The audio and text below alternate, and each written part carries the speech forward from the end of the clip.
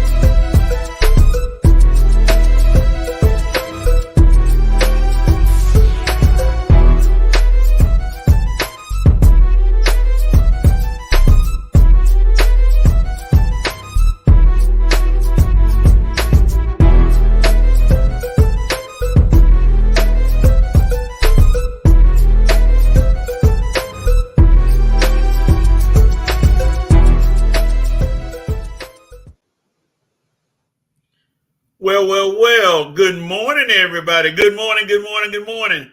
I am the coach stepping in for our good co-host, Young Red, who is not here today. Unbelievable at that. He's off, I believe, at work. We got a lot to talk about on the Red and Rev Sports Show today. We got, of course, what's been dominating the headlines, the NBA draft, who got drafted, Bronny James. The Hawks make a trade. Who's the WNBA Rookie of the Year? JJ Redick has some interesting words. The Knicks make moves.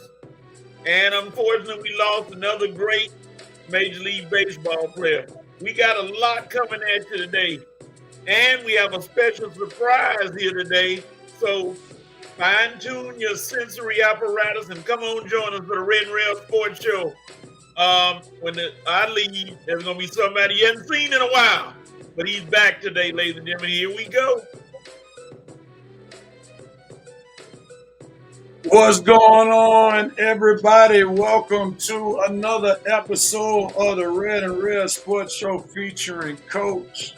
The good Reverend Doctor is back, alive and well, and glad to see episode 333 of the Red and Red Sports Show. For we come on this day to give you real sports talk because we are real sports fans who are real sports athletes who have what, Coach? Real sports knowledge. Sports So hang out with knowledge. your boys. Rev, Coach, Red may make a guest appearance. We may have some guest appearances from others for episode 333. And as is our sports custom, we're going to turn back our sports attention to Coach Patrick Thomas to give us something or someone related to those 3 digits. Three. What you got for us, Coach? Well, this one was easy. I ain't had to do any research or anything to get this one because I'm going with the man who I consider one of the greatest basketball players of all time, and he has won 3 titles in 3 different areas: high school, college, and pro basketball. He's my GOAT, greatest player of all time to me. Won number 33, the captain, Kareem Abdul-Jabbar.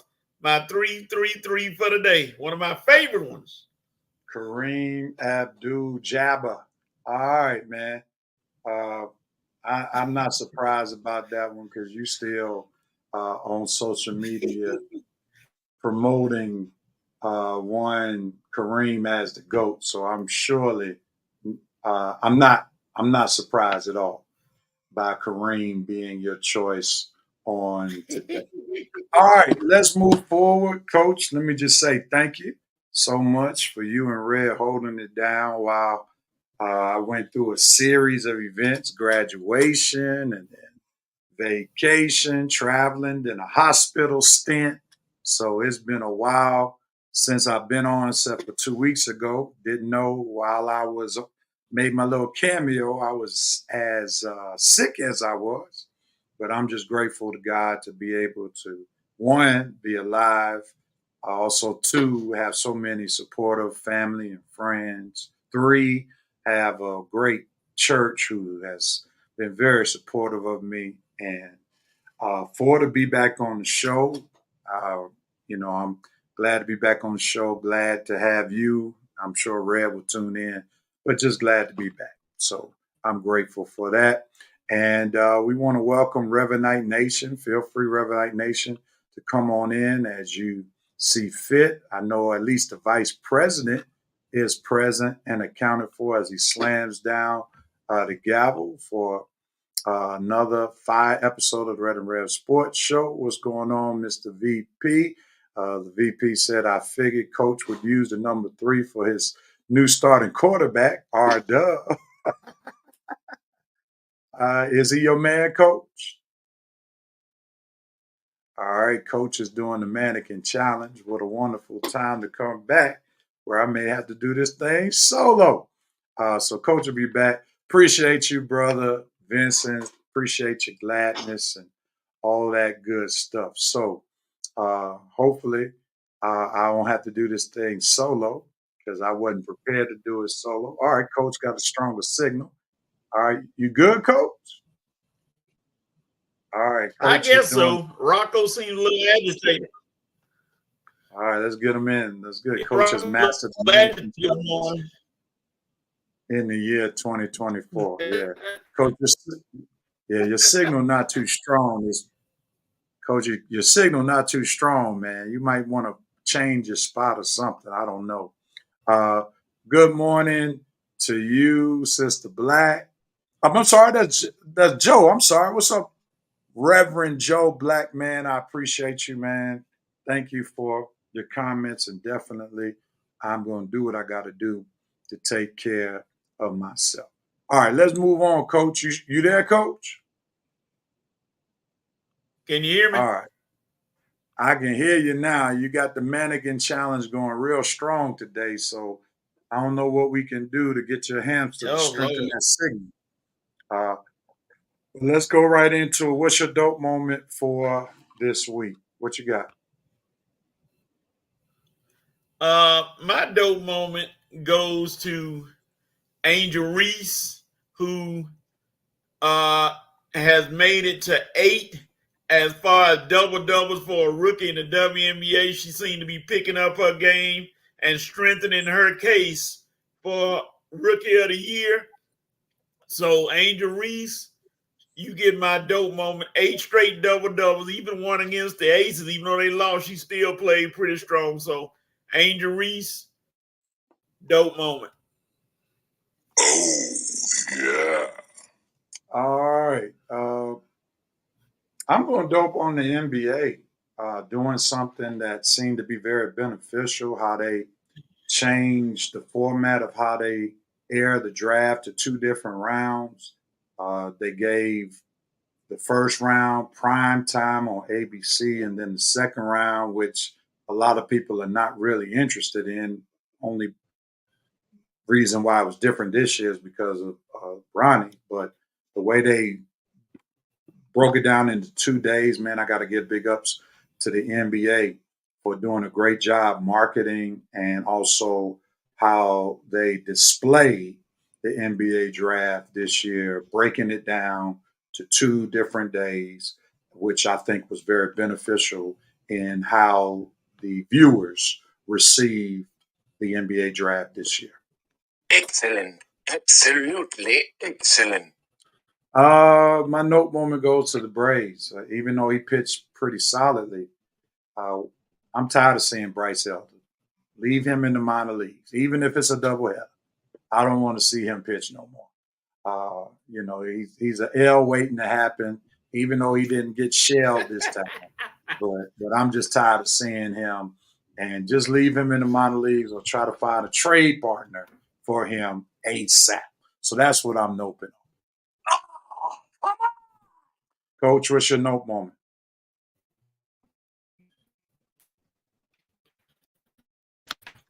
My note moment goes to the Golden State Warriors. Lock. Oh Lord, can you hear me, Rail? I can hear you, but you all right. So coach is struggling with the signal today. So let me move on. I'm gonna go ahead on and cope with the fact that the Atlanta Hawks continue to make terrible moves. Continue to make terrible moves. We'll talk about that in just a second. But the Hawks just can't get it right. I mean, they basically should have traded DeJounte Murray for a bag of chips. I mean, it was just bad trade. So I'm coping with the fact that it doesn't seem like, in my opinion, the Atlanta Hawks are going in the right direction, but we'll see what they do during free agency. So with that being said, we're going to keep moving on. We're going to go to the next segment. I just see that one of our guests is coming in, and it's good because we don't know what is going on with Coach's signal. And I wasn't prepared to do the show solo. So we're going to welcome in Horace from the Sports Roundtable. What's going on, Horace? What's going on, bro? Ski, what's happening?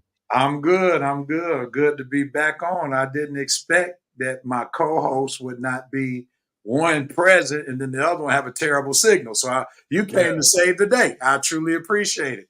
Hey, I man. I wasn't prepared to do I wasn't prepared to do a solo show, so it's all good, man. But how you doing? Man, all is well. All is well. I appreciate you getting back with me on Wednesday. Everything worked out, but I definitely got to get you on one of those Wednesdays for sure. Well, I look forward to it. I look forward to it now that I got a reasonable portion of health and strength, and my schedule slowed down, so I love to take part of the sports round table. Before we keep on going, let me just get a couple of comments From Facebook, we see the couple folk have doped, noped, and coped from Revenite Nation, so let's be respectful to them. Bro Black said he's doping on Jacksonville City Council approving the stadium funding, giving us the second best NFL stadium. That's good for the Jacksonville Jaguars. The vice president is doping on one Asia Wilson, who is indeed balling, and I'm sure he had extra incentive to dope on Asia since he is a huge University of South Carolina Gamecocks fan. And Bro Black is noping on Larry Nance Jr. is what we got back, and we'll talk about that in just a second. So thank y'all for representing Revenite Nation, and feel free to share this broadcast. Let somebody know what you're watching on today. I'm going to get ready to follow my own advice. Coach just sneaking in. Are you ready, Coach? Coach, can you? I'm still fighting. You still fighting today? Not yet. Let me check out. Well, you got good sound. But okay. So it's going to be one of them days, hard. So let's just get ready to rock and roll. Let's move on to our first topic, man. NBA draft review. We know that the Atlanta Hawks had the first pick in the draft, and they went to a Frenchman. I don't really know how to pronounce his name, but I'm going to call him ZR. He gets the first pick. We see that many folk initially thought that Alex Sarr, but brother said, I don't want to work out with you all. I want to go to the Washington Wizards where I can be the primary player on a terrible team. So we'll get to the trade that the Hawks made on yesterday in just a second.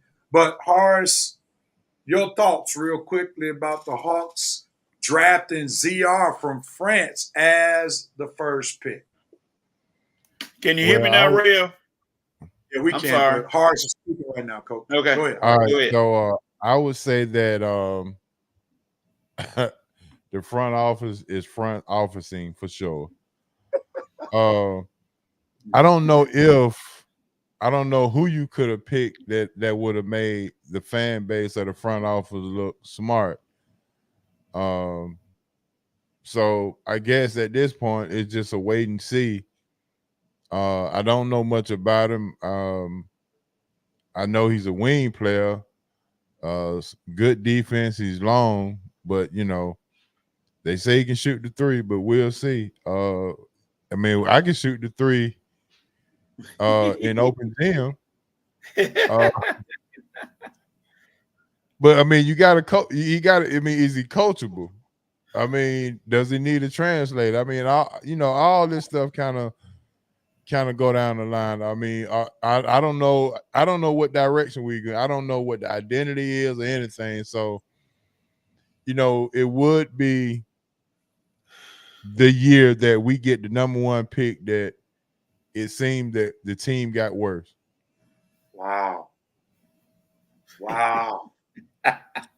That's a very provocative statement right there, Horace. Coach, what's your thoughts on the Hawks getting the number one pick they choose?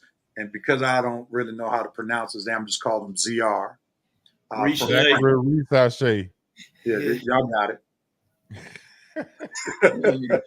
What's your thoughts, Coach? Yeah, I like what Horace's co-host Hancock called him Rocket. Ricochet Rabbit. Yeah, Ricochet Rabbit. So, yeah, I mean, you had to take him because I guess he was one of the ones on your board. And the Sarr came on and said, I didn't say I didn't want to be a Hawk, but all your action showed you didn't want to be. You didn't want to come work out. You didn't want to do other things. So Ricochet, he has to come in, and I don't know how much expectation the Hawks are going to put on him, but being a number one pick, you got to expect something. So if he can come in and just fit into what the Hawks want, I don't know. I'm not going to judge on whether to make him better or worse because I haven't seen it yet. I haven't seen him play not one game, but we're going to see.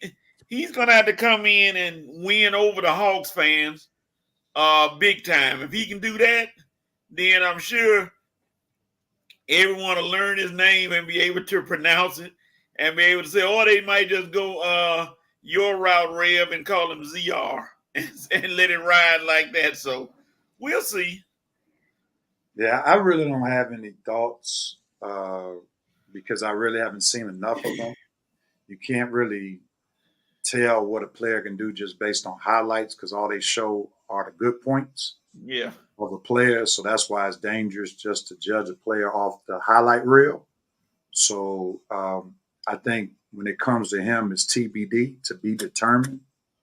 And it's a shame that you get the number one pick, and then after you draft the number one pick, you're saying TBD, to be determined. You know, it's just unfortunate that the Hawks, as Horace alluded to, you get the number one draft pick and you possibly have become worse rather than better. And typically your number one pick is supposed to make you better. But before we go on to the big trade that the Hawks made, what was your biggest surprise, or what team made the best move in the draft from your perspective? I'm going to start with Coach on this one since he got a good signal. Coach, what would you say? What was your biggest surprise? Who made the best move? My biggest surprise is actually the Memphis Grizzlies defying all the logic that everybody was talking about and getting what's his name? Zach Edey from Purdue. That was a stunner to me because a lot of people projected him as second round. I always project him as first round because he's 7'4" and he's a monster inside the paint around the basket. But I know today's NBA is so speed driven. Everybody moves up and down the court, and Edey is not going to be able to run. And the Grizzlies taking him, being that they were a speed team, is going to be an interesting dynamic to see how they handle that with him coming into the lineup. He might be doing the old Kareem move. The team get down the court and hit Kareem come in and set up, catch the ball, and do the sky hook. So that might be their angle right there. So let me ask you this, Coach. Are you saying that, are you expecting Zach Edey to do some major work for the Grizzlies? Are you saying it in terms of, do you think it was a bad pick, good pick? What? Oh, I think it's a good pick because they need a post player. I mean, they got good wing guys. They got shooters. He can help them under the boards big time. I don't know if they have anybody that can hit the board and play that good low post game like he does, which seems centers are getting away from. And he's a good low post player, so I think he's going to help the Grizzlies. Okay. And then with Ja Morant coming back, that's going to make them a good team. I ain't going to say serious competitor is another TBD. So we'll see. All right, Horace, what's your biggest surprise or team that made a great move? Well, actually, they all in the same. Reed Sheppard going to Houston, number 3 pick. Reed Sheppard going to Houston. He well, I think that first of all, 52% from 3-point line in college. You know, you kind of figure, well, you kind of wonder, well, how did they lose so many games with him shooting that much? Maybe they were trying to get the Wagner kid in the game so much that he didn't get enough shots. But Reed Sheppard just shot up the board here recently, and it was just like, wow. Reed Sheppard, they was talking about him possibly being the number 1 pick, possibly. But I think and what Houston is doing out there is surprisingly putting together a young core of talent that can probably be good for the next couple of years. They even traded for AJ. So I mean, I'm liking what the Houston Boys are doing, and it's a surprise that Reed Sheppard went that high. Now the last statement is leaning in the direction I'm going. So you say you're surprised that he went so high. Why are you surprised? Well, I was surprised because at first I think he was right at the end of the lottery, probably right at 14 or something like that at first. And I'm like, wow, from the end of the lottery to top 3, whew, that was a big move. That was a big step. So whatever he was doing in the combines and workouts, so some folks let some tape out on him, and Houston got a hold of it, and they said we not go pass on it. I'm struggling with Reed. Reed Shepard being number 3. I'm gonna just I'm back on the show. I like to keep it 100. I remember his father because I was Right. living in Georgia at the time when Jeff Shepard played in Peachtree City at McIntosh High Right. Schools, and I remember him going to UK, winning 2 national championships. You know, he had major hops, and that was the main thing about Jeff Shepard when I was in high school. Man, did you see that white boy with all those hops? Right. And Reed Shepard has major hops. He can shoot the ball. I just don't see him as a number 3 pick. He's 6'3" with hops. He can Right. shoot, but does that give you the 3rd pick? He's not a major ball handler. Right. He's a hustle man. And, he got major heart. I give him credit for that. But does that warrant the number 3 pick? So for me, it's a surprise like you, but it's also suspect. But I'm going to go into my pick. And Red Rhodes, you ought to be excited. You ought to be excited, man. The Lakers got the steal of the draft for where they were picking. That boy Dalton Connect is the real deal. He's the real deal. Like, you talk about a better version of Austin Reeves, you got Dalton Connect. That dude can handle. He has athleticism. He can shoot the rock. The Lakers by far got the steal of the draft. And since I'm in Pennsylvania, man, I have to give a note moment to the Philadelphia 76ers for not drafting him when he was right there for them. They get McCain, and yes, he's a good shooter, but he does not bring to the table what Dalton Connect brings to the table. And you add a Connect with Maxey and Embiid, you got something really going there where you got another ball handler who can shoot. So the Sixers may have messed up on their pick, but surely the Lakers, they definitely were blessed by the circumstance because Connect should not have fallen that short, even though he's 23 years old. All right, Ray, you can stop posting on Facebook. We've got you in here. Your thoughts on the draft, and welcome this morning. What's up, y'all? My thoughts on the draft, the Hawks are trash. The Lakers did pretty good. And I like the guy that Denver got. I can't remember his name right now, but Darren somebody Jr. I think he was a pretty good pick for the Nuggets. But that's about it right there.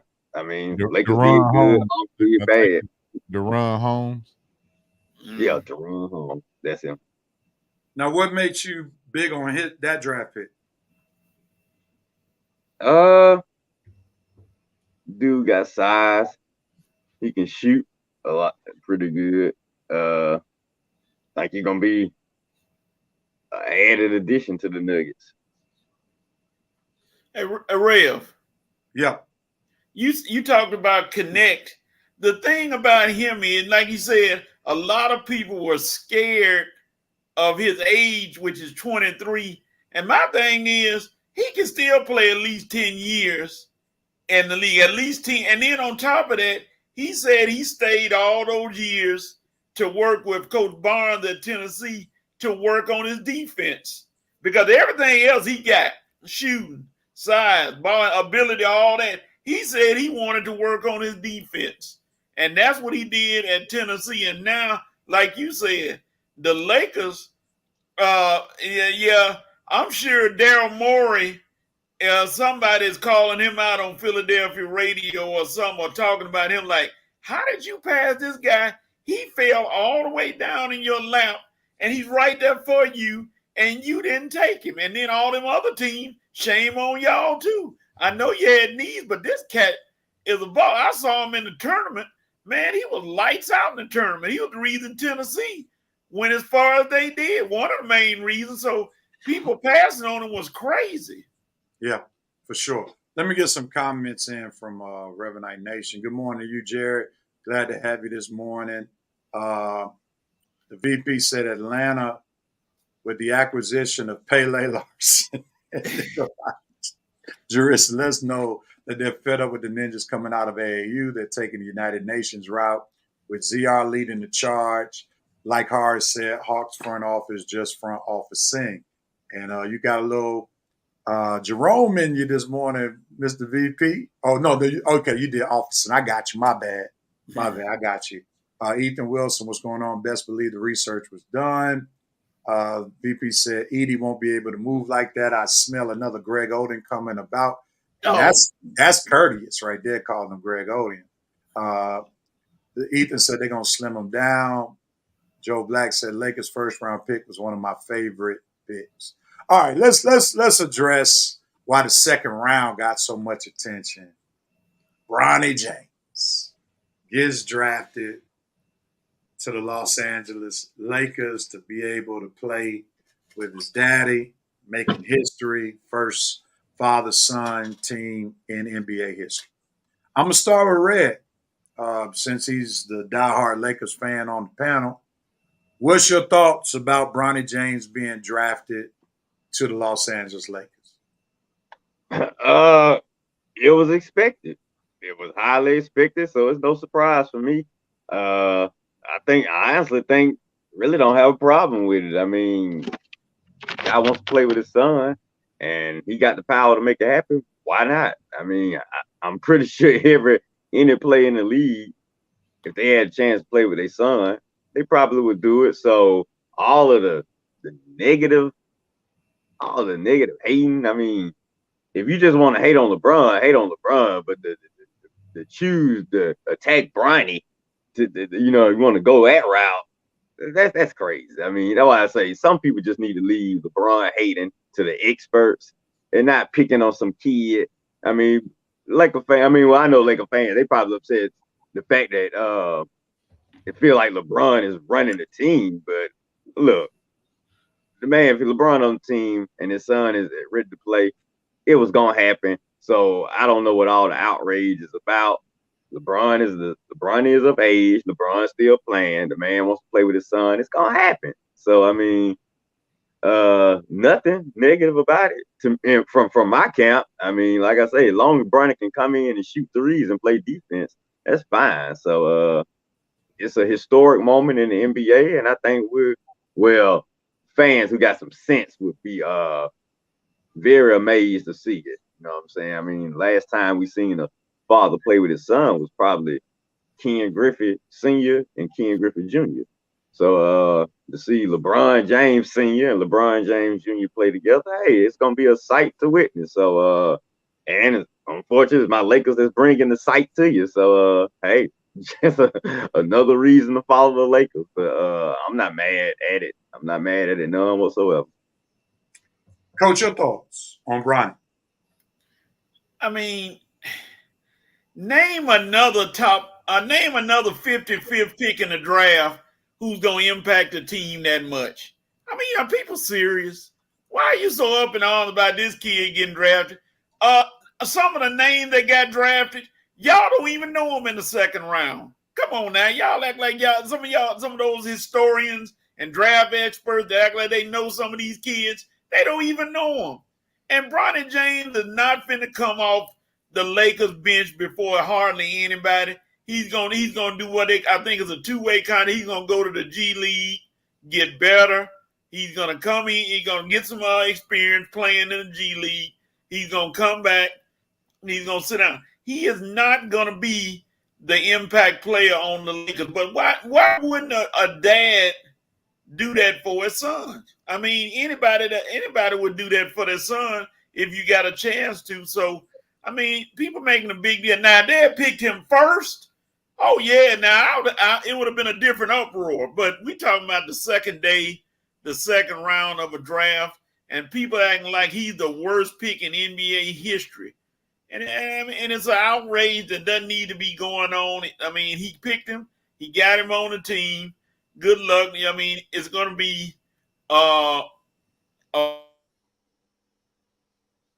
sitting on the bench. He's going to go get better. Horace, jump in there, man. Well, first of all, I salute LeBron for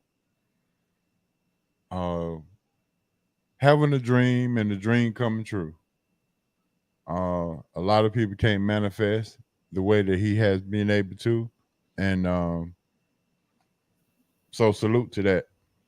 And I'm rooting for Bronny. Actually, the only thing I would say is that for all of the uproar and all of the media coverage that was happening before the draft, and knowing that LeBron wanted to play with his son and things of that nature, I just hope the James family is ready for the smoke that's going to come behind it if he doesn't live up to what the expectation that other people may have of Bronny, because he wears a James name on the back of his jersey. So he is going to be compared, picked, and he's going to get that ball treatment. People gonna come after him. People are going to, Bronny gonna need a therapist before the end of the season. I'm just saying, it's gonna be so many darts thrown at him if he go 0 for 3 from 3, 2 turnovers, and don't make an impact. I mean, come on, the media is gonna rail him, or the people or the LeBron haters are gonna rail him, and this what you get, and this and that. I just hope they ready for it. I just hope they are ready for the backlash that comes with this type of movement. But I'm rooting for the kid. I mean, hell, I got a therapist too. I can send him my therapist number because he's going to need it. Well, let me jump in here. First of all, congratulations to LeBron and Bronny for making NBA history. And it's a testament to LeBron's legacy, why this has happened. I am a LeBron guy. I have considered him my GOAT in NBA, but the problem I have with Bronny is not being picked 55.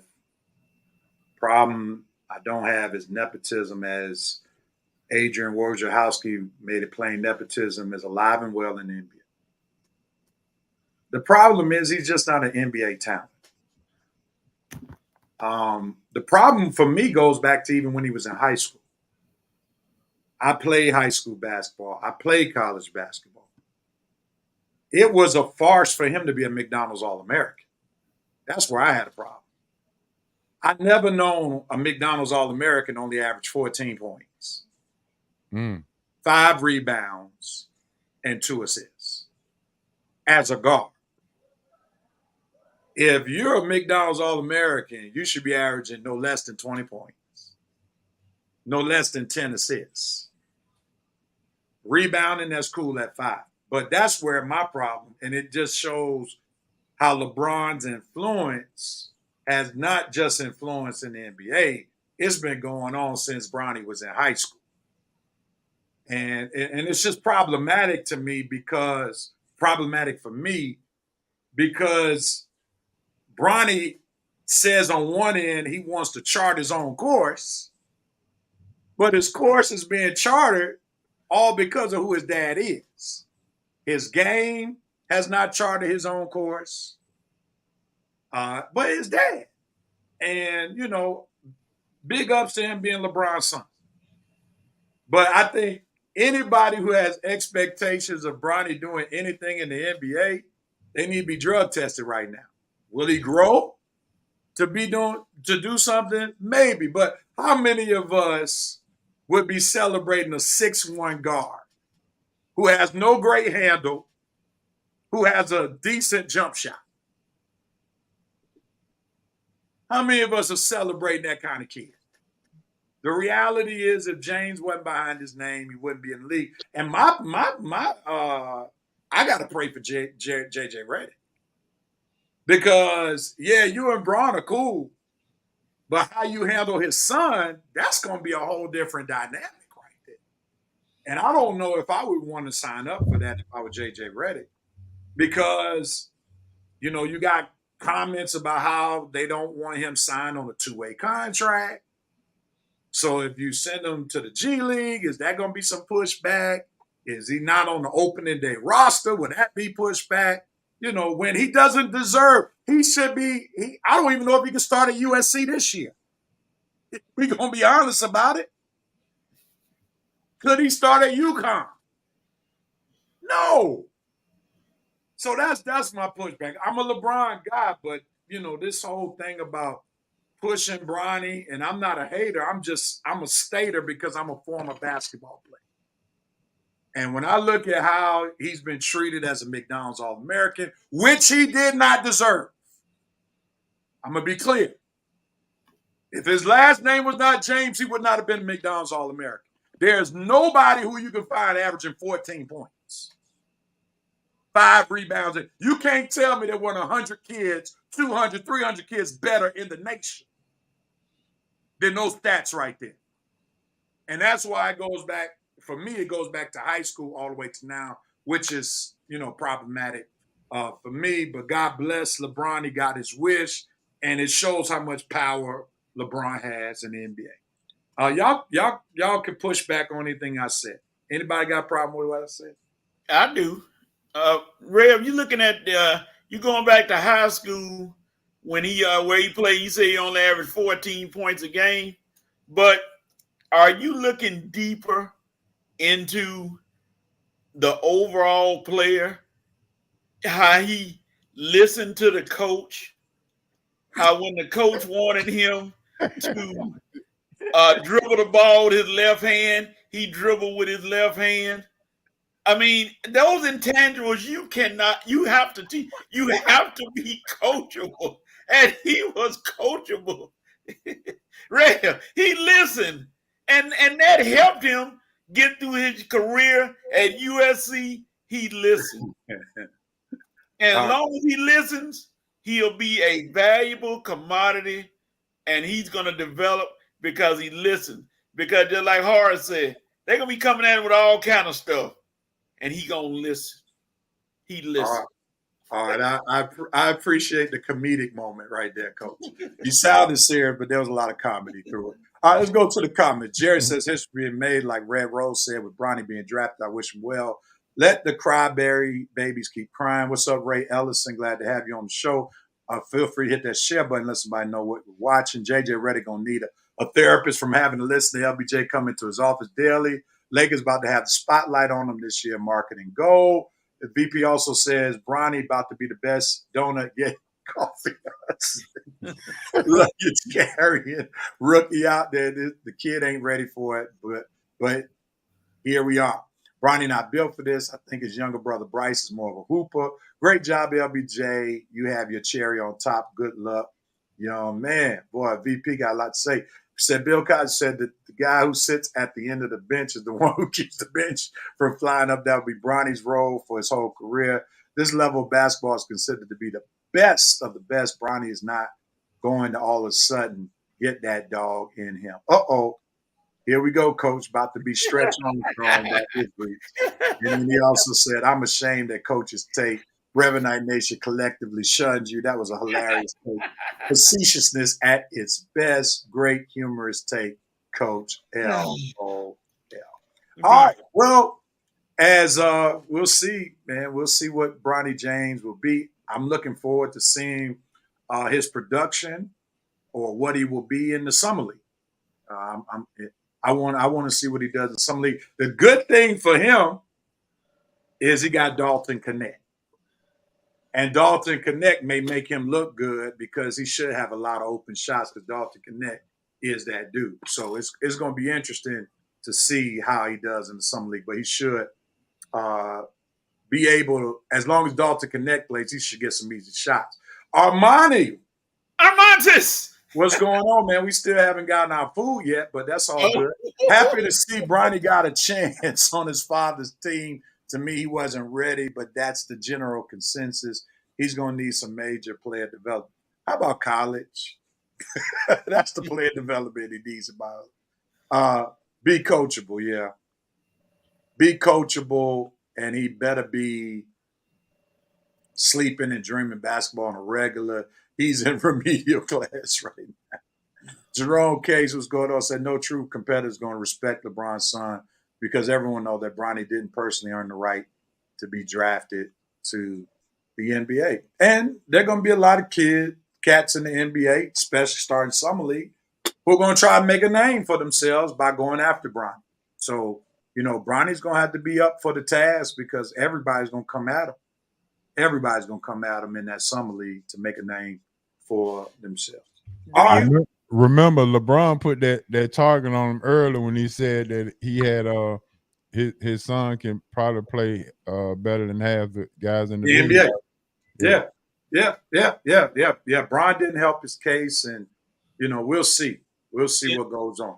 Rev, is this kind of like in some kind of way, a Caitlin Clark kind of thing, where like everybody was the veterans coming at her, they gonna be coming at him, not so much on a basketball level. I don't know what a different kind of level they gonna be coming at him, like he coming into the league as a rookie.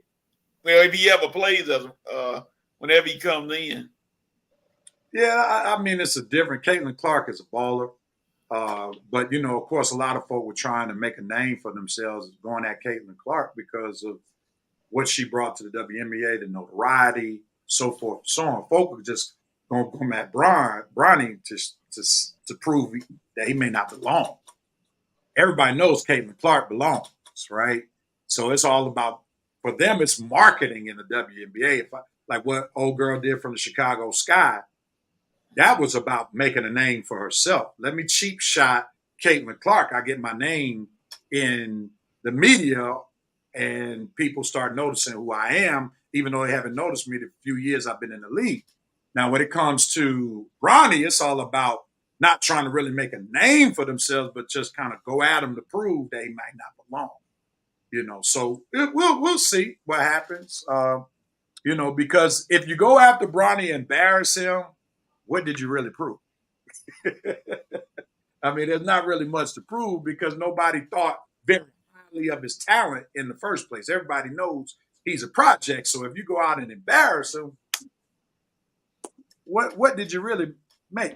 Should that warrant you to make whatever team that you're trying to make because you embarrass Bronny James? Does anybody expect him to be a major prospect, major contributor to the Lakers? So, at the end of the day, what did you really accomplish? But with Caitlin Clark, if you embarrass her and go after her, that's noteworthy because she is a baller.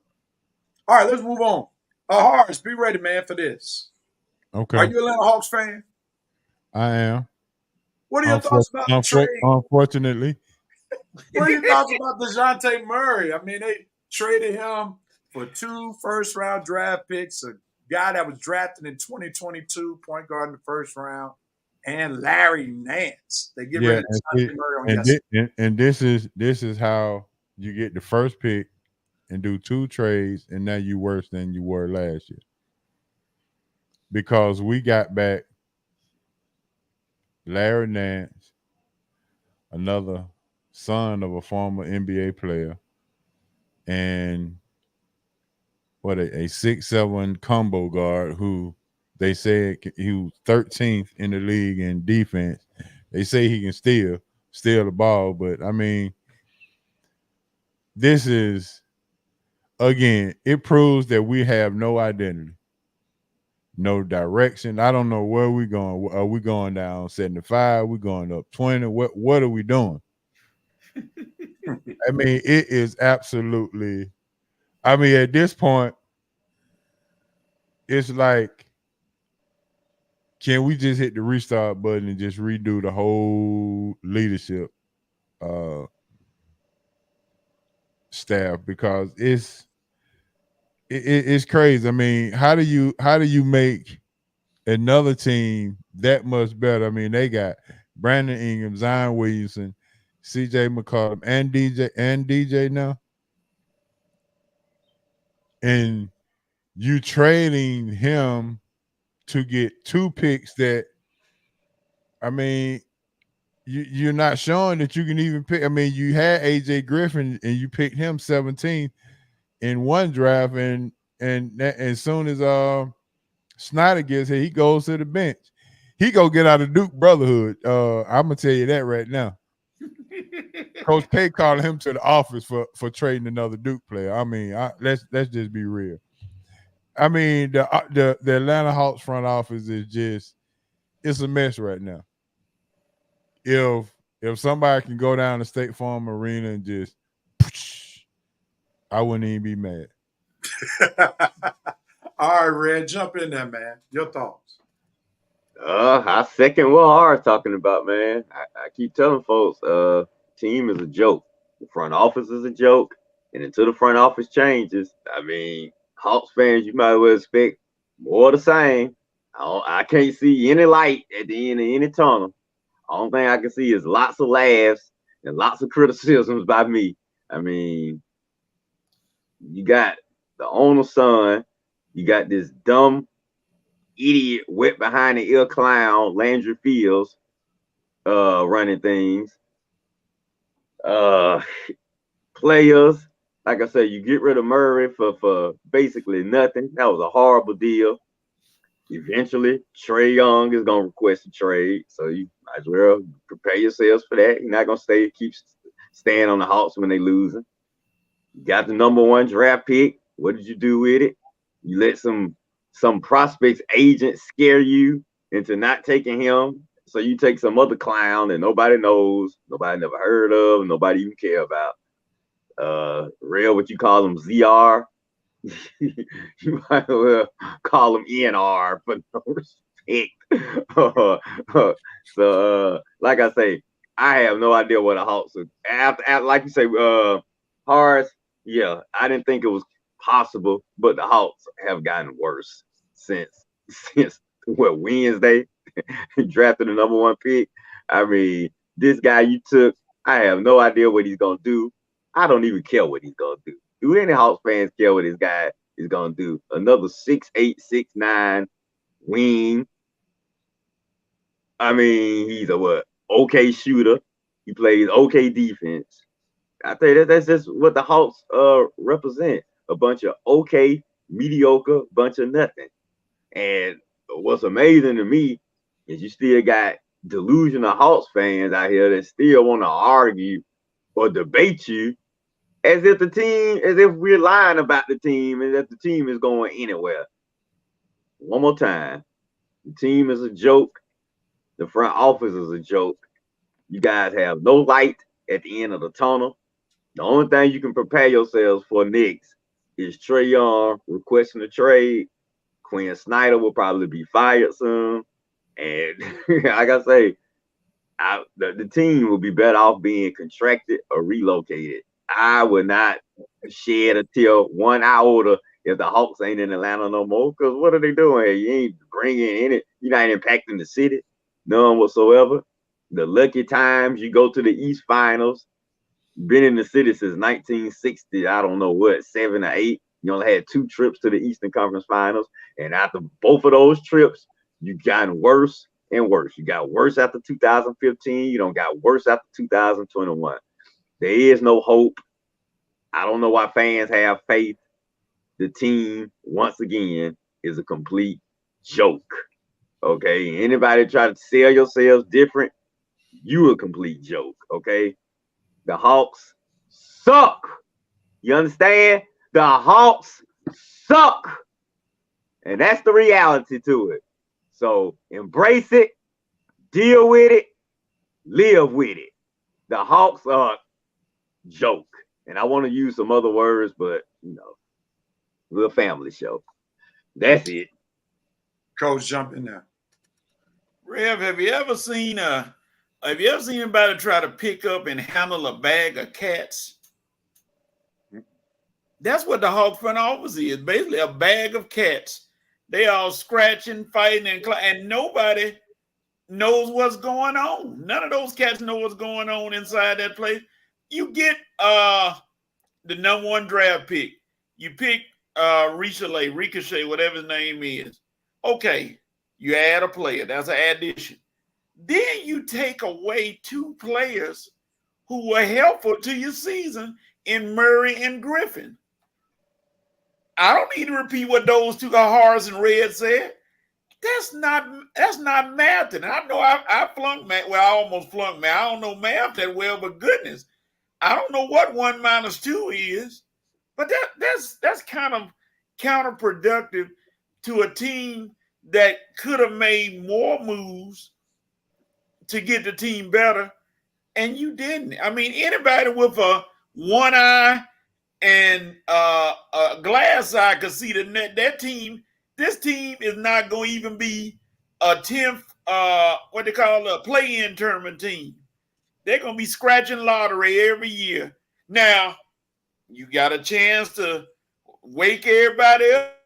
It's free agency coming up, but who wants to come to this tragedy? I mean, who are you going to find to come to this and say, yes, I'll play with Trae Young. Yes, I'll play with Clint Capella. Yes, I'll play under Quinn Snyder. Hart said it right. I ain't never been a Duke fan, but Quinn Snyder should be voted out of anything Duke related for making moves like this, like he's made. I mean, no common sense at all coming from the Hawks.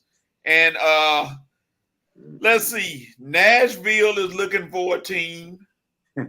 Las Vegas is looking for a team. It's people looking for an NBA team. Seattle.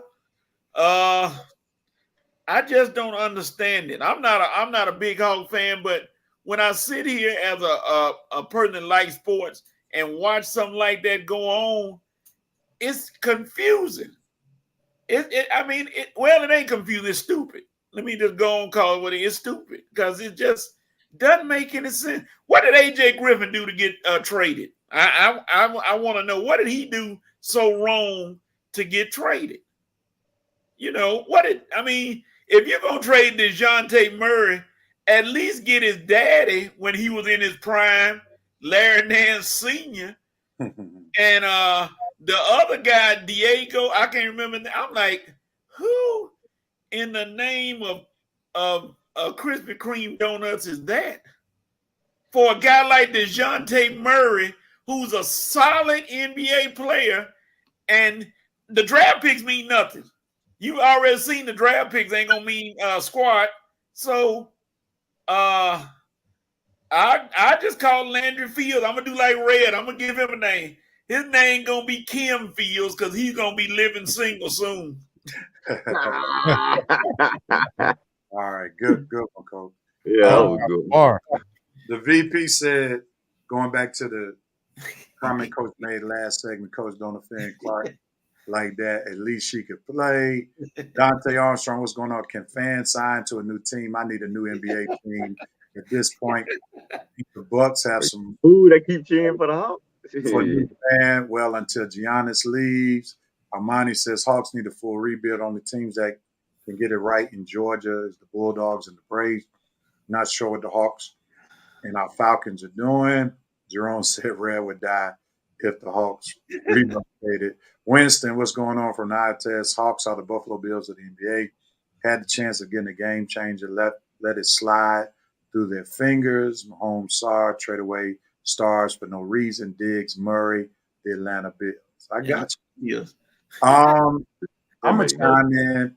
The problem with the Hawks is they just don't know how to build a team, and that's what's important. You know, you look at what the GM did for the Minnesota Timberwolves. He knows how to build a team. He built that team in Denver. You can't have all the same pieces. You have to have variety. And I think that's what Adrian Griffin became a casualty of, is that the Hawks stockpiled on small forwards or wing guys. They call them wing guys now. You got Jalen Johnson. You got Adrian Griffith. You got DeAndre Hunter.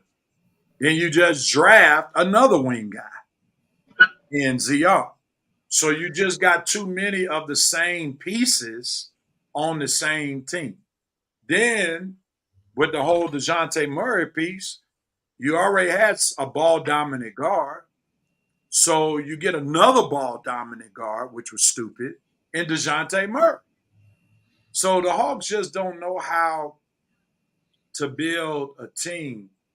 And for me, I'm not big on Trae Young. Trae Young, to me, has led the Hawks as far as the Hawks can go. If you want some star power, if you want some highlights, yeah, Trae Young will give you that. Will he give you a championship? No, the Hawks not winning the championship with him being the lead guy. You got too many holes when you got Trae Young as the lead guard because he can't play no defense. That's one of the biggest issues. And then some folks say, well, you know, what guards play defense? You already just saw with the Boston Celtics. The Boston Celtics changed because you had Drew Holiday, who plays defense. And you see how defense still, to a certain degree in the NBA, wins championship. You know, I understood it was going to be either Trae or DeJounte. I wanted Trae out because, again, what are you going to get out of Trae Young? Is going to be the same, and you can get better pieces if you trade a Trae Young, but his salary might have been difficult to get rid of. Now that the NBA has this new bargaining agreement, so it's probably going to be hard to trade Trae. So that's how DeJounte gets out the door. I think the Hawks should just blow it up, as Denzel said in Glory, tear it up. And I would try to find a trade partner for Trae Young, and just start all of them, really. Because you're not doing anything with Trae Young and this roster that you still have.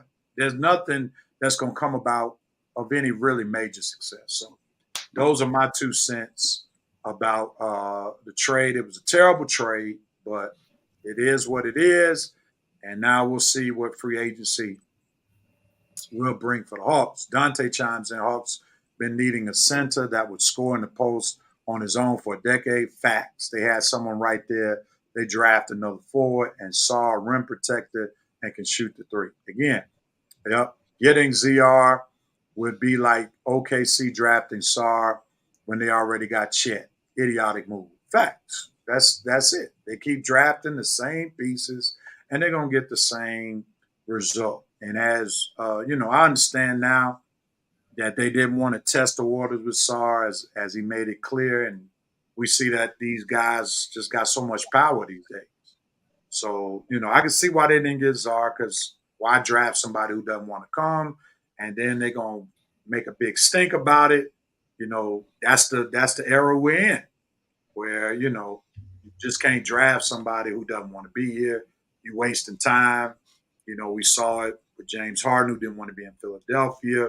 He made it clear, and then eventually Philadelphia had to trade him.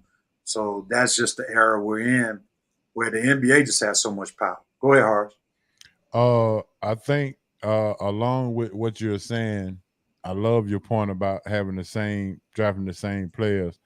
But you know how the NBA is. They see Jason Tatum and Jaylen Brown, 2 wing guys, win the championship. And now they want to duplicate and replicate something like that.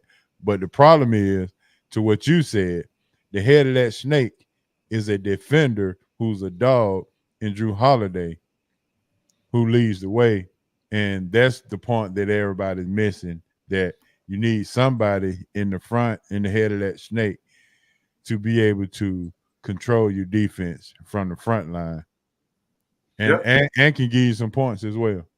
Right. And you saw how Drew Holiday basically neutralized Kyrie Irving. Kyrie did not have a great series in the NBA Finals because you got somebody like a Drew Holiday who prides himself on defense. And they say ZR can play defense. Can he play defense on the ball? I don't think he is a ball defender. I don't even know why I want to keep on talking about the Hawks. I'm gonna go to this For comment. real, man. Give the Hawks a chance. I think they were trying to dump the salary and recoup picks. Man, if you don't shut up, ain't nobody giving the Hawks a chance. Did you just not hear what we said, boy? Are you deaf? Did you not hear what we just said? Nobody giving the Hawks. See, this type of stuff that make me mad, Rev. Dude, are you deaf or just dumb? Did you not hear what us four just got finished saying, Kenny? Now I'm starting to think we need to trade you two. Get out of here. Kenny Stupid statement. God, these Hawks fans are morons, man. Complete morons. Here's the problem, and we'll get to this in another trade during 5 of 5. NBA draft picks don't really mean nothing these days. Right. That's the problem. Like a draft pick in the NFL means a whole lot. A second round, third round draft pick in the NFL means a whole lot. In the NBA, they're giving these draft picks like it's candy because they're worthless. Because the Knicks just gave 4 draft picks away from that dude from the Knicks. Right, because all you're doing is drafting off potential. Like out of everybody that was drafted, there's only one player, in my opinion, that people know may do some work, and it's also because of the team that he got drafted to, and that's Dalton Knecht. Oh, that's the only player that anybody I think has some real expectations of this year. The rest of them are a crapshoot, and that shows how the value first round draft picks are. You know, and basically he was like, here, man, I'm gonna give you 4 picks to get the guy that we want. That don't mean nothing. All you're doing is drafting projects. That's all you're doing. For real. Can you ever imagine an NFL team trading for one player and send another team 3 or 4 draft picks in consecutive years?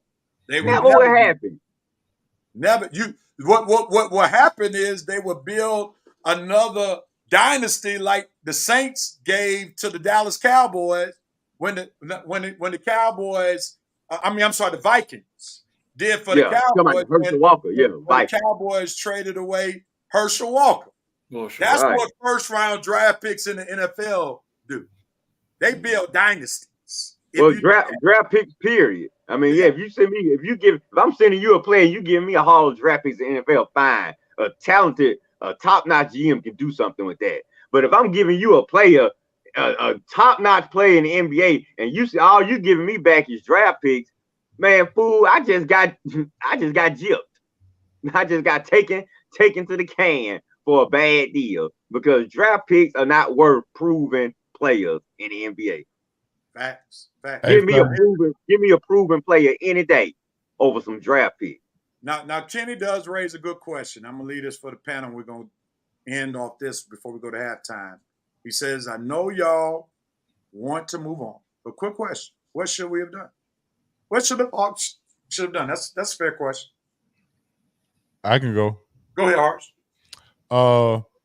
I was asked this question the other day, and I came up with a simple solution. Trade Trae Young to the San Antonio Spurs for Keldon Johnson and Vessel and the number 4 pick.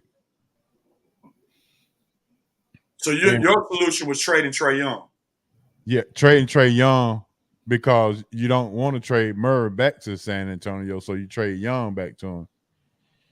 And then with the number 4 pick, I grabbed somebody like a Castle from UConn that would put me in a position where I have a bigger point guard now, and I got wing players that can defend. And then still got Murray on the team that can still give me 30. So you were with me in saying Trae Young needed to be the one that trade. Yeah. For that situation, yeah. Okay.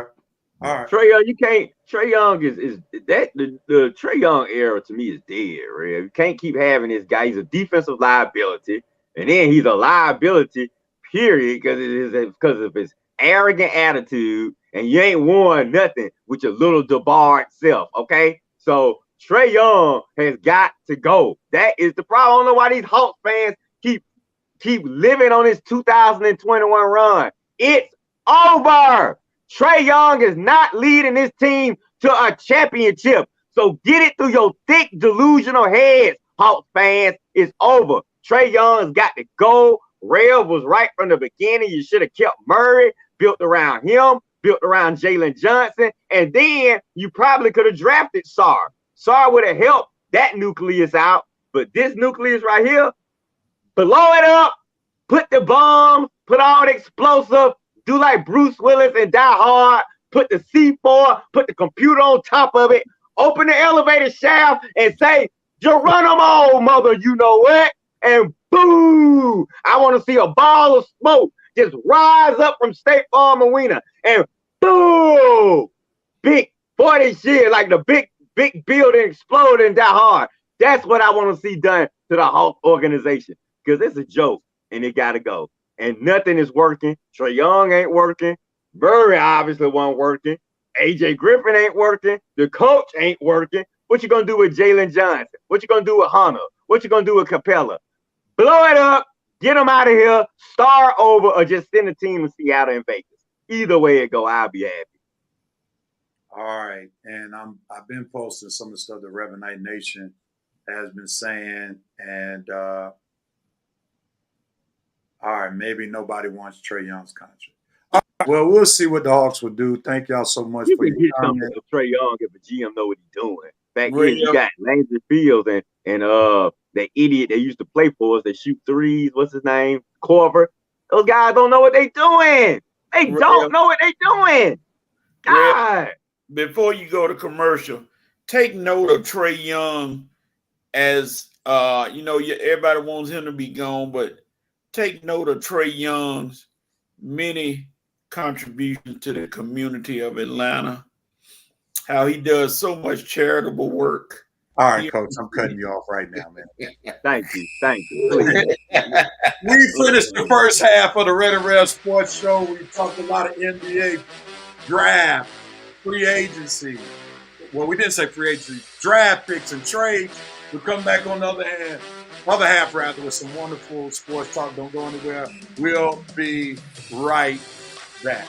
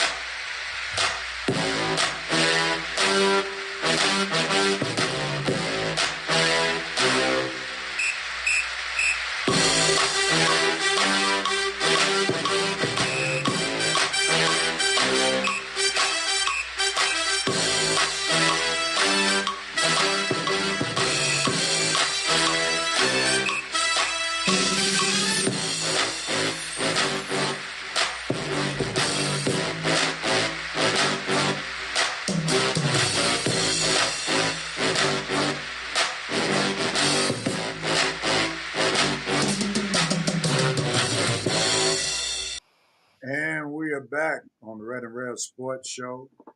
Coach and I are still around. I believe Horace and Red will be back in just a moment.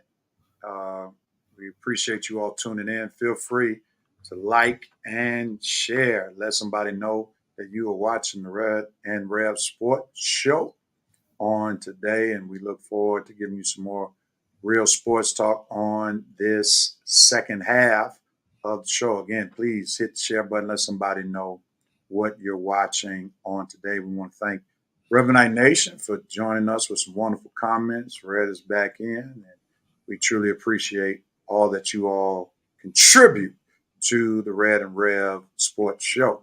We're going to get Red ready for our Braves report. So, Red, get ready for the Braves report at this time, and we'll get you going in 5, 4, 3, 2, and 1.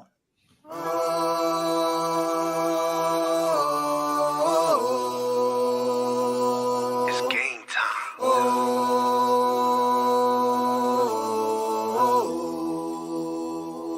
It's GT. Well, what's up, everybody? Back with the Braves report. Kind of a mediocre week. After the high we was on the past couple of weeks, after the real low we was on when they went completely 0-5 one week.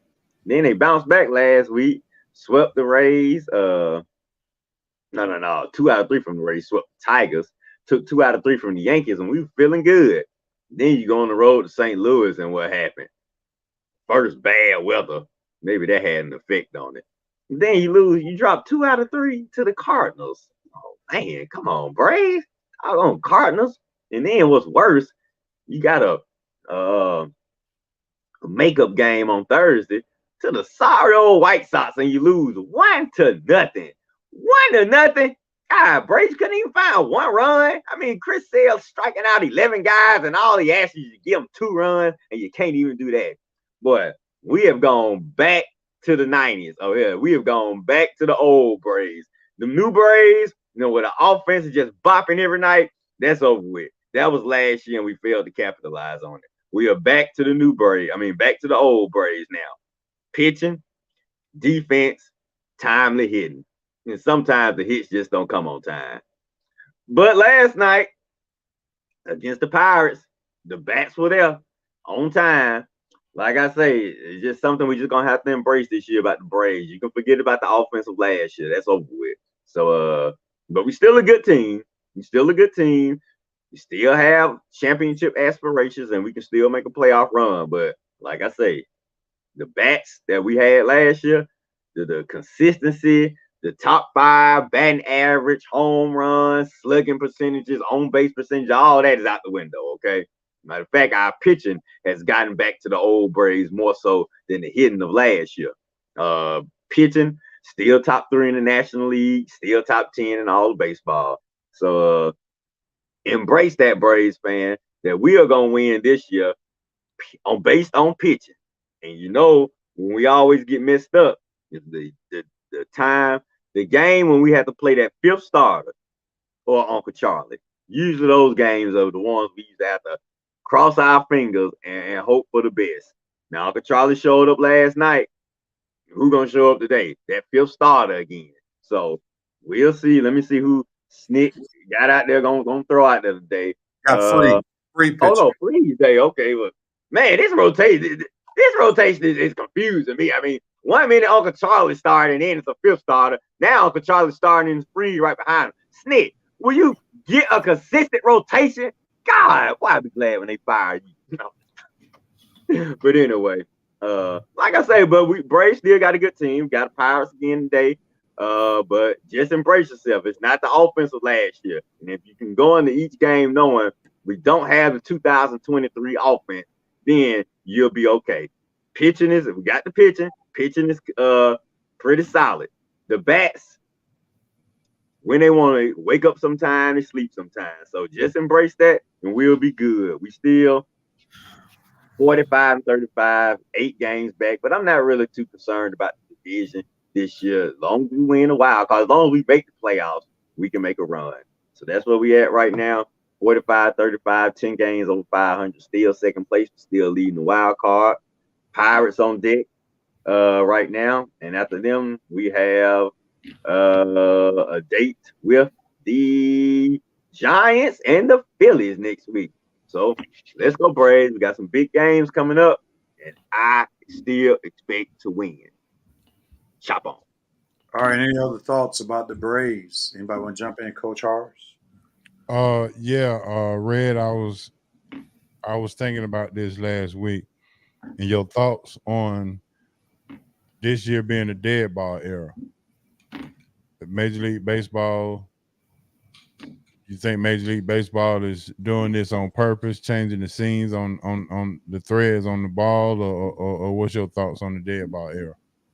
Well, if it's a dead ball era, it ain't so dead with the Orioles. It seems like they're taking over the reins for the top offensive team in baseball. So yeah, it's dead for everybody except for the Orioles because they be right. They offense is banging every night. But yeah, I'm kind of with you because even the Yankees, who were doing so well early in the season, they struggling to score runs now. So you make a good point. And believe it or not, the Astros, and I knew the Astros wouldn't stay dead for long. They don't got back in the race after starting the season completely bad. So it's definitely something going on with the balls.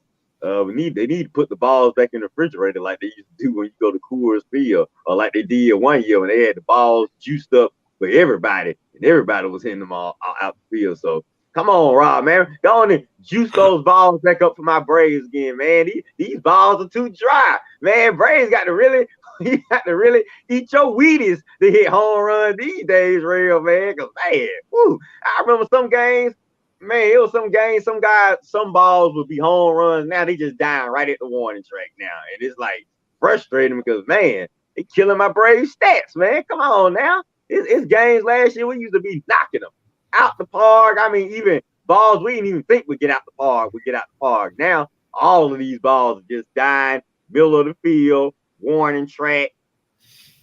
So yeah, something definitely going on with the balls, Hard. All right, Coach. Anything you want to add? Look at this season as kind of, I don't know, I don't want to say it, as a reversal. Last year, like Red just said, we were murdering the ball and killing the ball all over the place.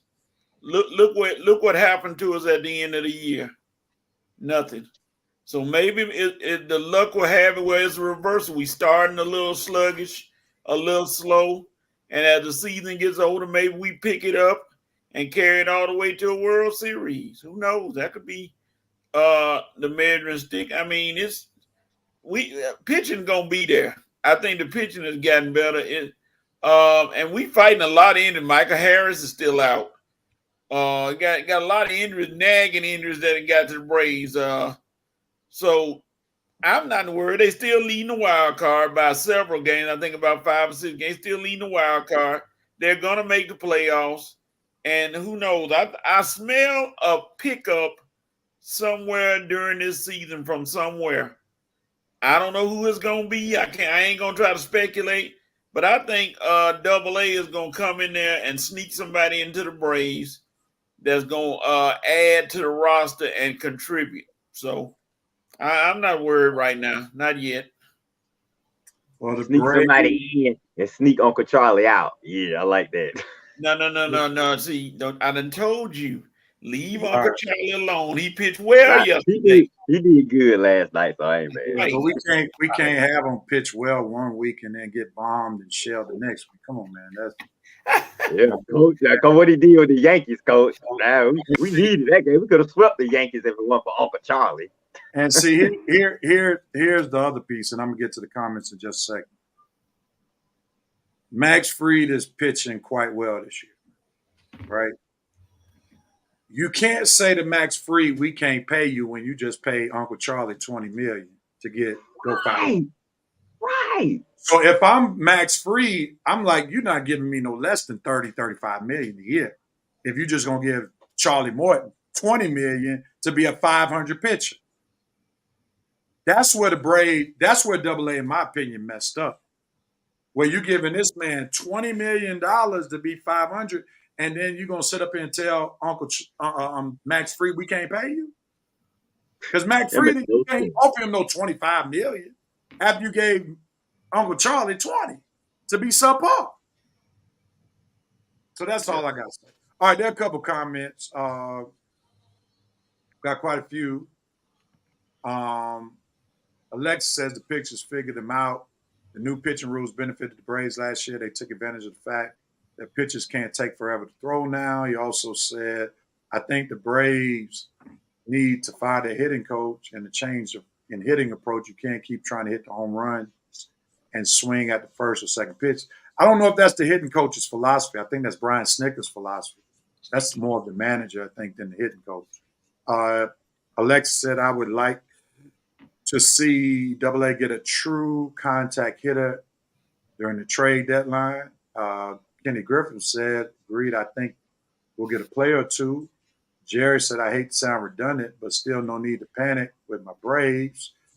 Kenny Griffin, do you pay free? You got to. Yes. My opinion, you got to. Got to pay him. And if Alex let him go, I'll never forgive him. If he go to, I keep saying, man, Alex, I do not like how Alex has been doing the pitching staff. Dude, you playing with fire. Fried should have already been locked up. How you not lock up Fried? And he won the world. He was on the mound when we won the World Series. I have no idea what your logic is to not paying Fried. Because if you got some logic, please tell us, Alex. Because there's no reason Fried should not be. He is part of this core.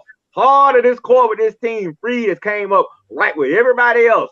What is your logic to not having this guy already locked up? Please tell me, Alex, because I promise you, I am going to roast you profusely if we lose this guy and he go to another team and keep balling and our pitching staff is in shambles. So you better figure it out, Alex. I promise you, I'm coming after you. Let me say this, Red. In Alex's defense, we have to be reminded that Fried did have some injury problems. Yeah. I mean, you don't have to give him the biggest deal, but give him a respectable deal. Something. I mean, if you're paying Charlie Morton 20, you can get. I ain't even saying 30 or 35 like you, Red. I'm saying you can give Fried a $25 million deal. How about You can't do that. You can't pay me $25 million after you gave Charlie Morton 20. You can't do that. You got it. And then Fried is on the back end of his career now. He's not the young guy anymore. So Fried is trying to get paid. So I can't see the Braves signing him for any less than 30. Yeah, Fried. Unless Max Fried just said, you know what? I cherish being an Atlanta Brave. I see what has happened to Dansby Swanson in Chicago. He's irrelevant now. And I see Soler is lost in the sauce. Ever since he had that little short stint with us. So because I want to stay relevant and in the limelight, I'll take a hometown discount. That's the only way I can see Fried taking $25 million. But I can't, if I'm Fried's agent, I say, you can't justify getting paid $25 when they just paying this guy 40 years old to be $500, $20 million. Rev, leave Charlie out of this. Worry about I can't leave him out of it, Coach, because the man making $20 million to be $500. And see, that affects the market for the Braves. Like, I hate it when AA gave Charlie Morton $20 million.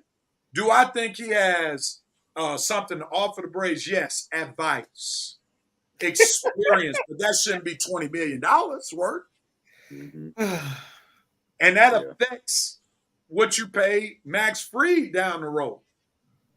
That's the problem I had with signing Charlie Morton to that kind of money. Like, bro, I'd rather have Fried, Sale, and Strider going in the next year. If you figure out a way, even give Fried maybe a 3-year, $90 million deal. I mean, something, but you just can't let Fried go. A 3-year, $90, $30 million a year. If you don't want to sign him long term, fine. But give him a short-term, respectable deal to where he's here the same amount of time as most of the core players are here. How in the world are you going to justify going in the next season without Fried when you see what a dumpster fire your farm system is and developing pitchers right now? So I'm sorry, unless Alex got a better idea, Fried has to be on this team next year. And see, the leverage is with Fried though, because Fried is not going to sign a 3-year deal. Yeah, I know. Like I say, it's Alex's fault. You put him in this position. He's going to do what old boy did in Philadelphia. Who's the free agent last year in Philadelphia? Not Wheeler, the other guy. Aaron Nola. Yeah. So he's going to go for 5 years, and rightfully so, because this is probably his last big payday. So 5 for $150, man. Alex, don't act like we can't afford it. Why you being so cheap, man? 5 years, 150 for free. What is wrong with that, Alex? Give me one reason, Alex, that you can't sign free for that deal. Because I don't see a reason why not. And you need to do it, and you need to do it to the point that Strider. We don't know if Strider's going to come back as Strider. Especially coming off that injury, so you definitely got to do something. You got to do something with Free for sure. And you're not going to have Chris Sale that long. No, because he's doing well, but he's had histories with injuries as well. All right, let's get to 5 for 5. Alexis' last comment: free market value is certainly 30-35 a year. The Braves don't get big long-term deals. They rely on low-value contract deals with younger players on their first contract. Yeah, but they may have to make that major change because, as Red alluded to, the farm system is not as good as they thought. That's just the bottom line, period.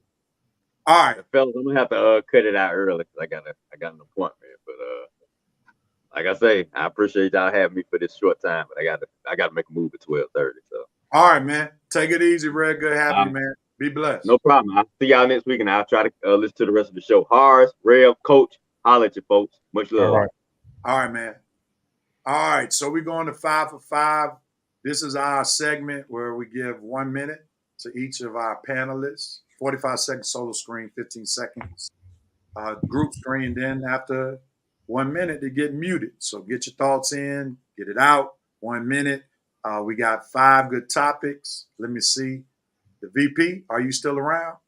There you go. He's still around. And I have gotten my directions from the VP, and we're about to put Lunas on right now. VP said cute. All right, gentlemen. Let's run. Let's rock and roll. We got 5 hot topics, and Lunas has been queued up, so we've taken care of that. Now we need the topics. We're going to start off with the Knicks making the move for Mikal Bridges. Your thoughts on that, Coach? Get ready. In 5, 4, 3, 2, 1. Go, Coach. I mean, smart move by the Knicks. The Knicks with the Villanova Knicks now, they just got better. Bridges is a good defender. He's a scorer. He can do a lot of things with the basketball. So everybody might want to get ready in the East because the Knicks could be a contender to stop Boston. Horace, what you got, man? I said during the playoffs that they were more concerned about trying to sign Mikal Bridges than they were winning the series. And look what happened. The only thing missing now is possibly getting Jay Wright on the sideline in New York. But I think it's a great move. I think they have solidified themselves to maintain that top spot or one of the top spots in the East. All right, let me see if there are any comments from Revenant Nation. I don't see any right now.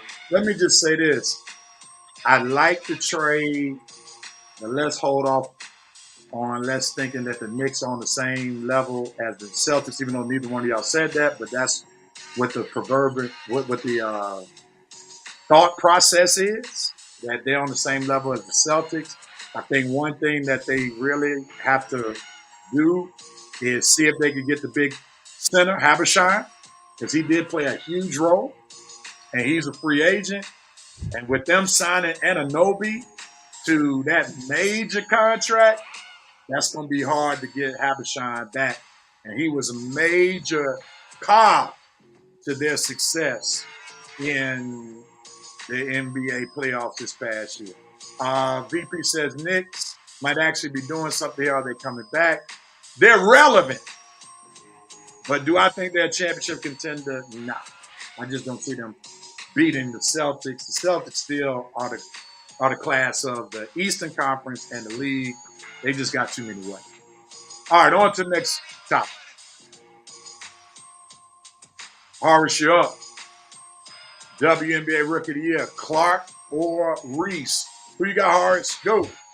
Right now, I got Angel Reese, but it will be in the best interest of the WNBA to keep the momentum going with Caitlin Clark. But I think right now, Angel Reese needs to have a little more respect. Maybe her game was not as diluted as some people may have thought. But you know, if you ask me today, I think Angel Reese much more deserving. But for the momentum of where the WNBA is going, I think Caitlin Clark may get it. Coach, what you got, man? Right now is Reese by a small margin. She continues to put up offensive numbers, which was a lot of the criticism on her game come in. She wasn't a great offensive player. And then some people say, well, most of her shots are putbacks. But hey, she's getting the ball and getting the boards. And those 8 straight games of double-doubles, that looks pretty good. Clark is not playing bad. She's getting a shot back. She's distributing the ball more. I think Clark is looking more toward being a distributor than a shooter in some games. But hey, right now it's Reese by a slim margin. But don't count out Rakea Jackson from the Sparks. All right, just a quick question. Is her double-double streak the reason why y'all going Angel Reese? That's part of it, but I think that as Hancock said it last week, she plays her position very, very well. She does her job very, very well. She may not be the star of the league, but what she's been asked to do, she does it better than anybody right now, especially the rookies. All right, let me go back. Reese right now, but the W needs to give that award to Clark. The least that the W can do is to show the results and have Clark to narrowly usurp Reese in the voting. Winston has Reese. Reese is definitely showing that she belongs in the W. She's getting better and better. Bang it down. All right, so let me ask you a question. We still got a couple minutes. Chicago Sky 6-10. Indiana Fever 7-12. Quick question. Who's asked to do more for their team? Got to be Clark. Clark has asked to do more. But I noticed a lot, and I saw a video montage of what Clark is doing. People like to talk about her turnovers. And I saw the zip she puts on the ball. She has a more of a serious point guard passing. Another team would probably catch some of those balls. Some of those girls are missing passes that she's throwing. And I saw a video clip of it. And I'm like, okay, her turnovers, most of them are teammate related, but Clark is asked to score. Nobody expected Clark to come in and score 30 a game. Nobody. So my thing is, what Angel Reese is doing is commendable with the streak, while at the same time, I would have to give the edge to Caitlin Clark. Caitlin Clark is doing 16,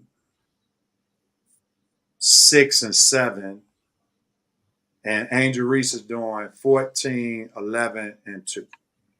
I definitely think there's a race. I'll have to give the edge to Caitlin Clark, one, because she's asked to do more than Angel Reese's. 2, I would give the edge because the reality is she's box office. And I can't dismiss that fact. If Angel Reese was far and above, I would say, yes, she would be the leader. But I know we want to put Angel Reese on the same level as Caitlin Clark in terms of the eyes that are coming to the WNBA. But the ticket prices suggest that Caitlin Clark is the draw rather than Angel Reese. The Chicago Sky tickets are not on the same level in cost as the Indiana Fever. So those things, asked to do more, plus the notoriety to the WNBA, that's why we have to lean toward Caitlin Clark. All right. That's my 2 cents. VP said, Clark has the ball in her hands a lot. The term MVP makes her the choice. All right, on to the next. Let me get back. Lunas, real quickly. He got 5 on it. Next topic. Malik Hooker says Parsons should be paid last. Coach, we back on you, bro. What you got to say? Malik Hooker Shut up. You don't tell another team what they should do. Parsons is your defensive leader. I know, and I know it shouldn't even be a battle between paying Parsons, Prescott, and CeeDee Lamb. You might as well get rid of Jerry Jones, Pony, and play all of them. Don't prioritize pay who you gonna pay. And Malik Hooker, Parsons shouldn't get paid last. You take him off that defense, and you see what you got. Horace, what you got? I mean, it's almost like counting somebody else's pocket, and that's an unwritten rule that's not what you do. Parson has proven himself. There are so many teams, namely the Falcons, probably regret not drafting Michael Parsons. So he has proven himself to be one of the top defensive ends in the league and the top defensive players in the league. He's in the defensive player voting each and every year that he's been in the league. So Hooker may need to step his game up so he can get into the topic of being a good defensive player himself. All right, I'm not going to comment. I don't have much comment on it. VP says, Hooker, Ninja, keep your mouth. I think you meant to say off. Another brother's pocket. You're not the GM buster. Jerry says, don't count another man's money. Thank you, Horace. VP says, you know what? I don't like in this age of podcasting. Folks get loose lips and put red meat out there for clicks. I like how you said that. That's good. All right, let me just give credence to Jerome. He says, I remember when some folks said Reese wouldn't make it in the WNBA. Did I say she wouldn't make it in the WNBA? Did I say she wouldn't be a star? I think I said she wouldn't be a star. That's what I think I said. But I didn't say she wouldn't make it. All right. And, she's having a good run right now. So I can't hate on her. And she's doing quite well. Better than what I expected. All right.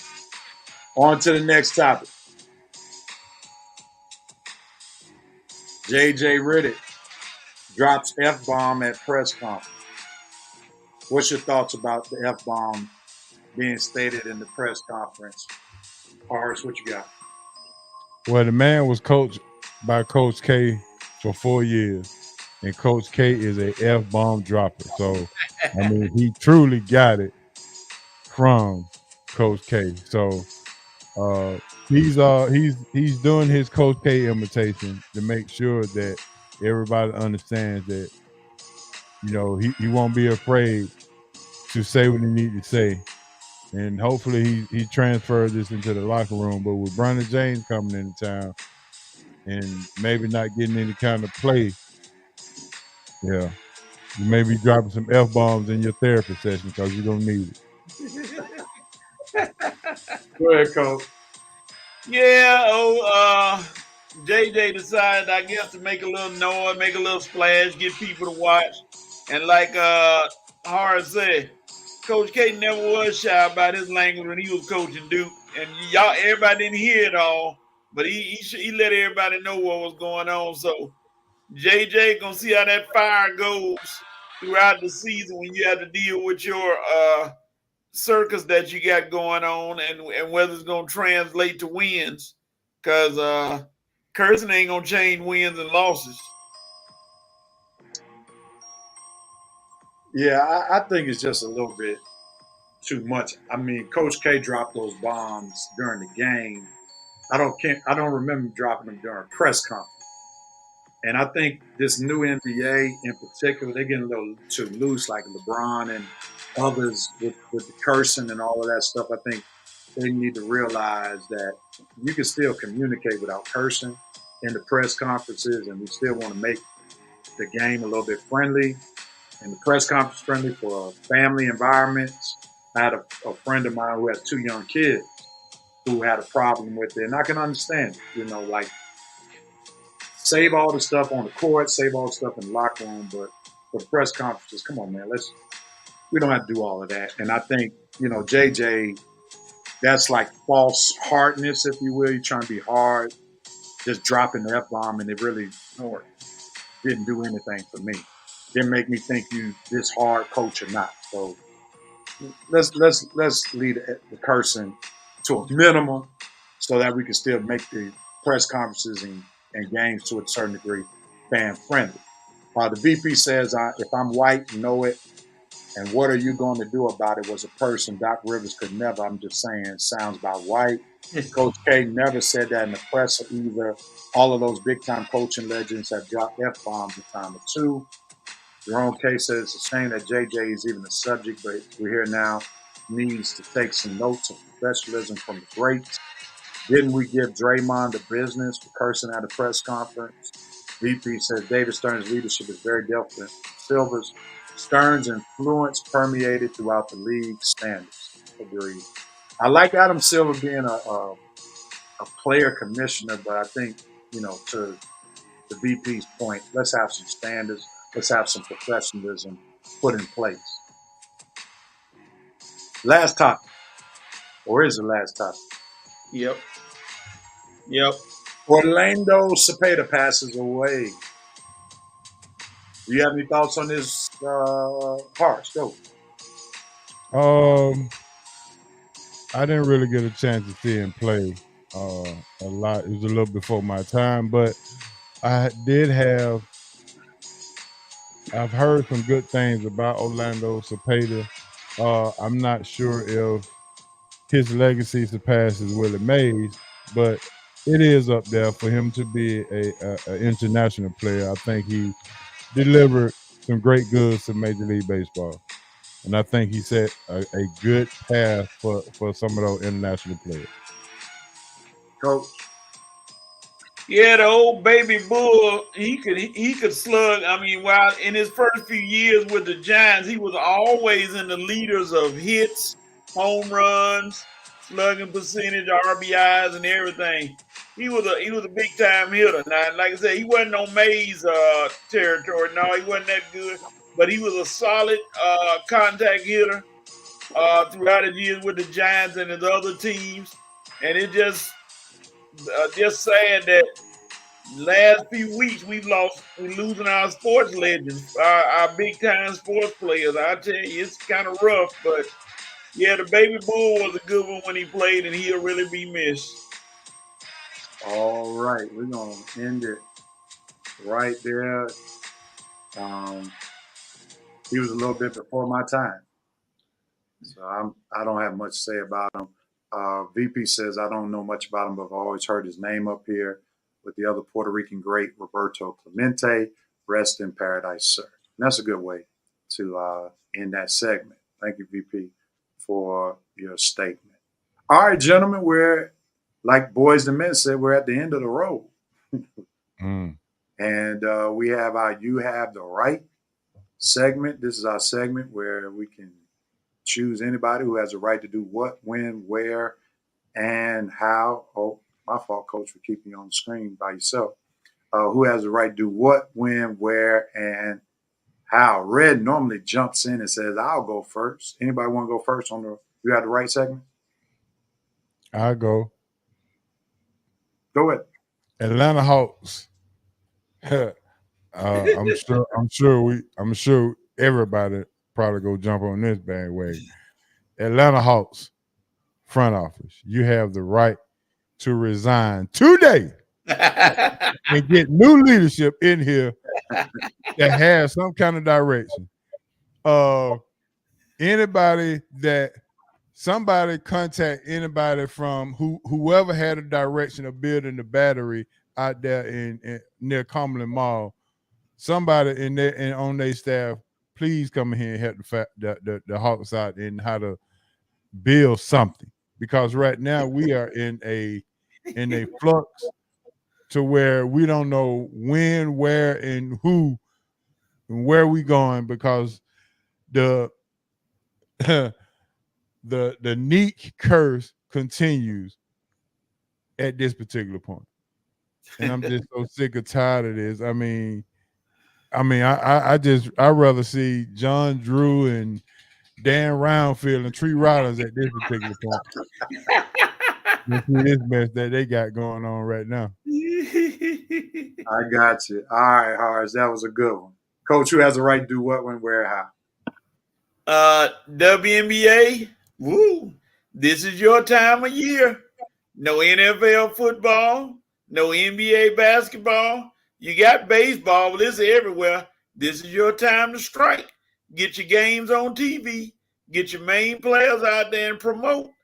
Do your work right now while the iron is hot, because pretty soon college football will be back, pro football will be back, and you all will be an afterthought after a while. So right now, summertime, strike hard and get your games out there on major TV.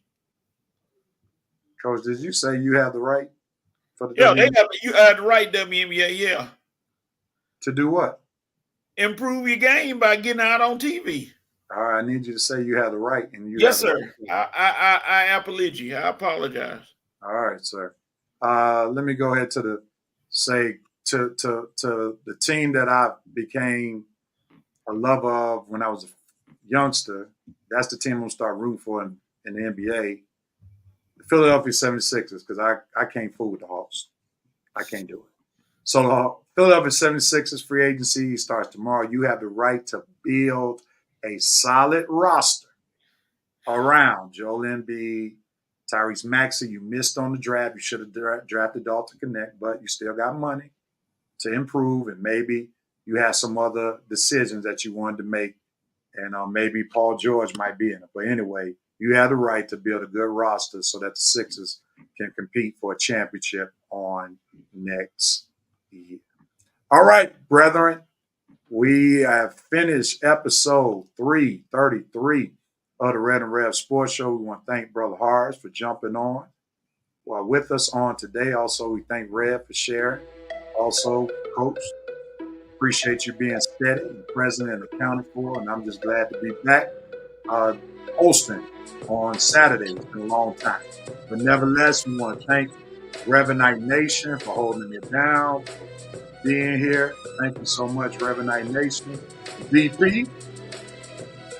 He says, he had another comment. Brandon, you have the right to take your talents elsewhere. My Niners will not show you love that you're asking, and more so you're deserving.